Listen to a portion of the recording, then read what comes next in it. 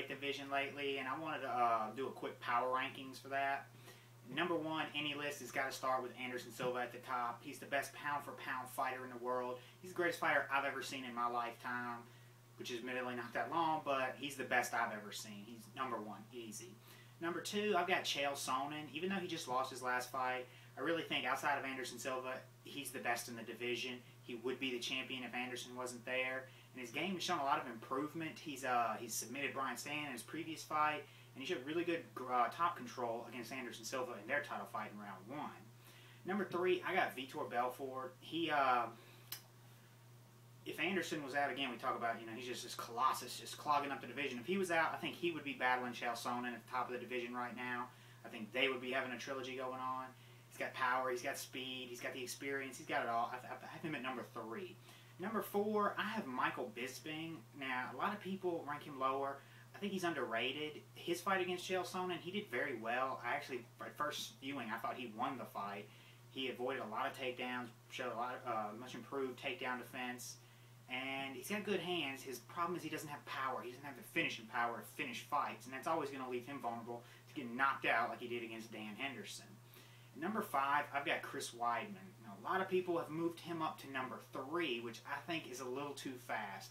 He looks really impressive. He looks really good, but he just, his last two fights were impressive, and he's undefeated, but he hasn't beat that many quality opponents yet. And they're already talking about him being in a title fight against Anderson Silva, and I think that's way too fast.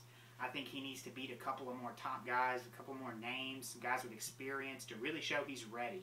I just think Anderson has no competitors, so they're just trying to throw anybody in there.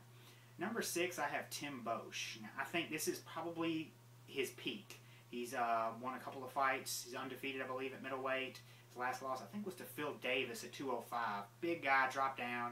He's doing well, but I think that's about his ceiling. Once he starts facing those guys ahead of him, if he gets any of those top five guys, I think he would lose. Number seven, Mark Munoz. This is a guy on the decline now. He looked like he was primed for a title fight, but that last loss to Weidman, devastating. He just got blown out and shown that he's probably a second-tier guy. Number eight, I have Luke Rockhold. He's the Strikeforce middleweight champion. He's going to have a problem, I think, that he's just running out of competition over there in Strikeforce. He really needs to move over to the UFC. I don't think he would be a top five guy in the UFC, but he's very talented. It'll be interesting to see where he would move. At number nine, I've got a guy whose stock is really dropping, Yushin Okami. He has lost his last two fights, and they were not pretty.